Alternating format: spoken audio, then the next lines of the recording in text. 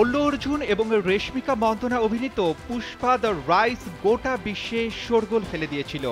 রক্তচন্দন কাঠের পাচার নিয়ে এই ছবির কাহিনী। কেন্দ্রীয় চরিত্র পুষ্পা কিভাবে এই কাঠ পাচার করে নিজের সাম্রাজ্য বিস্তার করেছিলেন, ছবির ছত্রে ছত্রে সেই দৃশ্যই ফুটিয়ে তুলেছিলেন পরিচালক, যা দর্শকের হৃদয় জয় করেছে।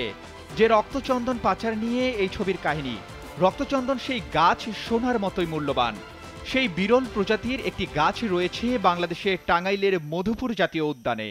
আর সেই গাছটি ঘিরে মানুষের আগ্রহ বেড়েই চলেছে। এমনকি অতি উৎসাহী মানুষের স্পর্শ থেকে এই গাছটিকে বাঁচাতে ও অক্ষত রাখতে বন বিভাগকেও নিতে হয়েছে উদ্যোগ।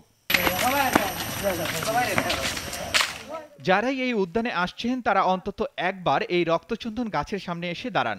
মুখে মুখে রটতে থাকে উদ্যানের এই বিরল গাছটির কথা। গাছ দেখতে প্রতিদিনই আগ্রহী মানুষের ভিড় বাড়ছে।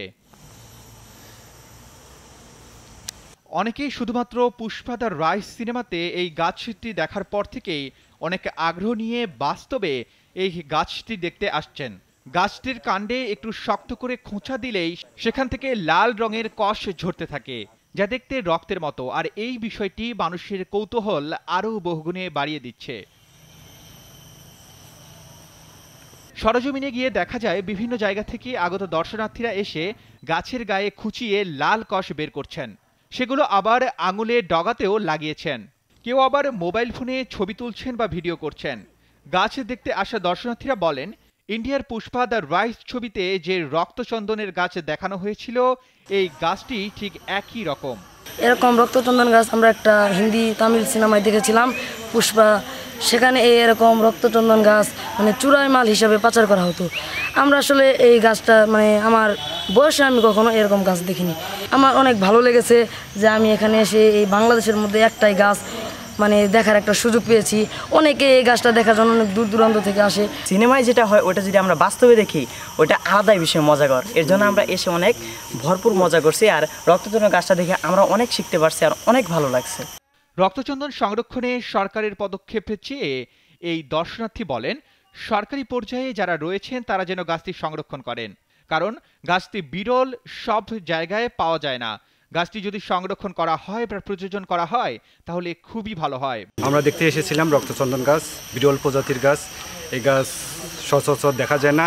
এখানে একটা দেখতে পেয়েছি, আমরা ছাত্রছাত্রীদেরকে নিয়ে এখানে এসেছি রক্তচন্দন গাছটা দেখার জন্য, যদিও বা আমরা টেলিভিশনের পর্দায় দেখেছি।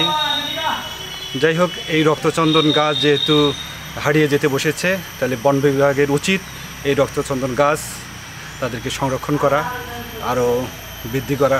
এই গাছ সম্পর্কে আমরা এখানে কর্মকর্তাদের সাথে কথা বলে অনেক কিছু জানতে পারলাম।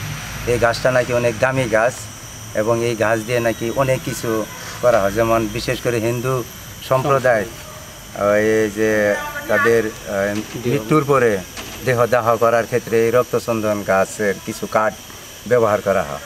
জানা যায় রক্তচন্দনের বহুমুখী উপকারিতার মধ্যে বাতের ব্যথা ও জীবাণুনাশক হিসেবে এর কার্যকারিতা অন্যতম।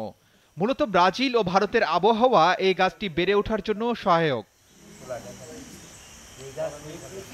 দোকলা রেঞ্জ কর্মকর্তা হামিদুল ইসলাম জানান, উৎসুক জনতার খোঁচাখুচি থেকে গাছটি বাঁচাতে এর চারপাশে বেড়ার ব্যবস্থা করা হয়েছে।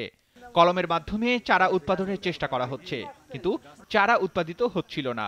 গাছে এবার ফুল এসেছে, যদি বীজ হয় তবে চারা উৎপাদন করা সম্ভব হবে। Arman Ali, Daily Sun.